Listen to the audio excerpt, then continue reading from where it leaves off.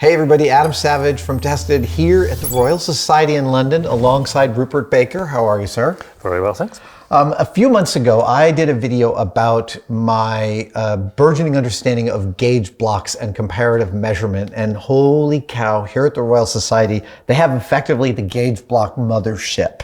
Tell me what this is. It's the standard yard. This is a reference, right? This is a key reference. Yes. It's from 1853. What can you tell me about this before we open? Well, I know there was a previous one. The Royal Society had long been involved in weights and measures committees, etc. And there was a previous one that was stored at the Houses of Parliament, which burned down in 1843. Oh, okay. And we had a copy, which I think we lent to them so they could do a new one. And then 10 years later, we got this one back from, I think it was from George Airy. George Airy. Yeah, he was one of our fellows, and he was the Astronomer Royal, possibly not at that period, but 19th century Astronomer Royal. Did it take them 10 years to make this one, or did they it took a while to get around to it? Maybe it took a while to get around to it, yeah. All right. Can we open it up? We can. Just undo these little screws. We really didn't open this off camera. Also, this is clearly how I want to box all my stuff from now on. You will see a video in which I take a chisel and do this kind of lettering. All right. Right. Oh, wow. It's more elaborate than I thought it was. It may have more screws. Looks like we may have to unscrew these little Oh, holders. no, it's on a scissor that... Oh, wait. Sorry. There's a little wooden thing there and a... This is genuinely my first time. Can you tell? Oh, it is. So let's try and lift, and I think it may...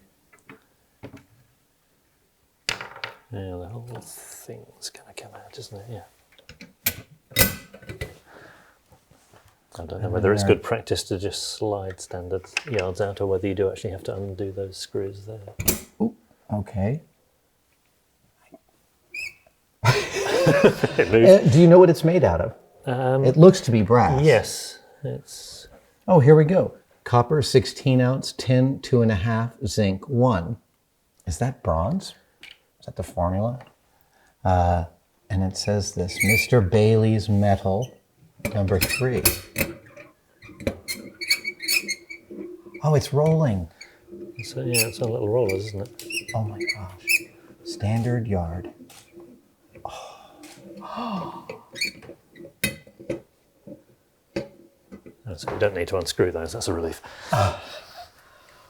It's heavy as all get out. Oh.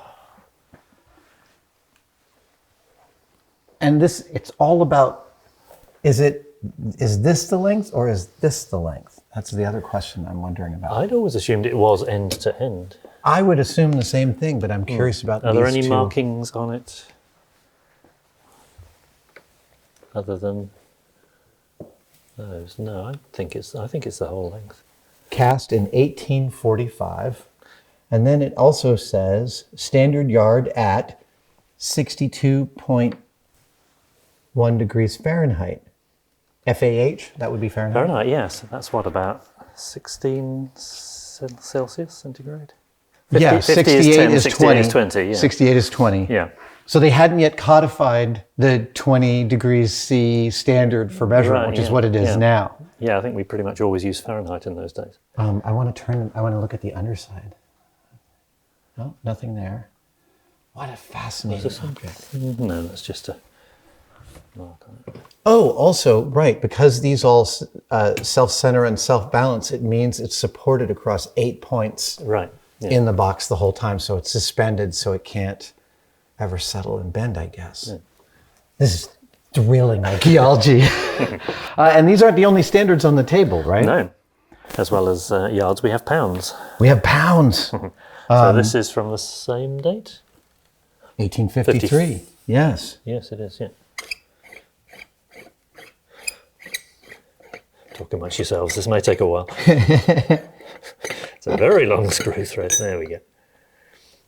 And then wow. There's a glass cover. Oh, wow. And there it is, £1.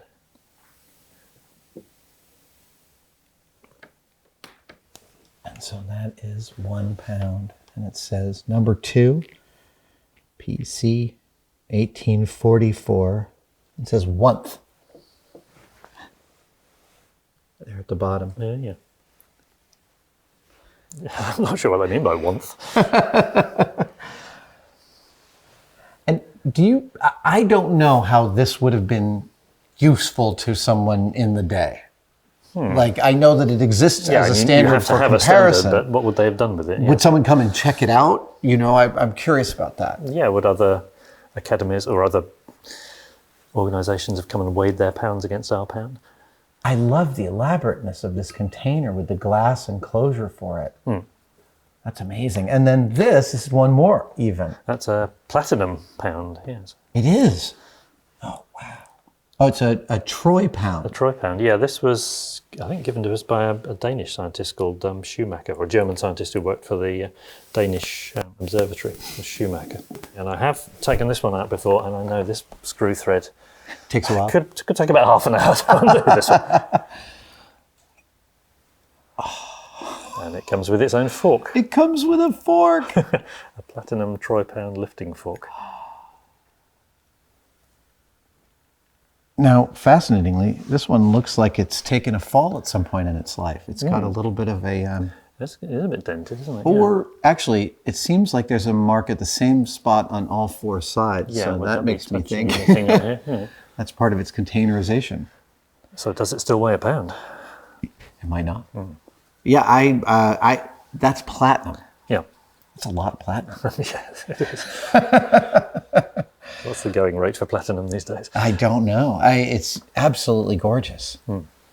Platinum doesn't tarnish. Is that right? I think so, yeah. Yeah, we make it an ideal choice for such a thing. Yeah. This is thrilling. Gauge blocks blew my mind when I learned about the elements of precision that you only compare instead of measure. Yep. And that it begins here in the 19th century. Or not begins here, but like here's an example from way earlier than I thought. It's really thrilling. Yeah. I wonder if it goes back earlier to the Royal Mint and Newton's time at the Mint, because he's standardising the coinage. So did they standardise the weights and measures as well? That's something I want to look into now. That's your next video. Rupert, thank you so much for showing me these things. It's amazing that you have these here. It's my pleasure. Lovely.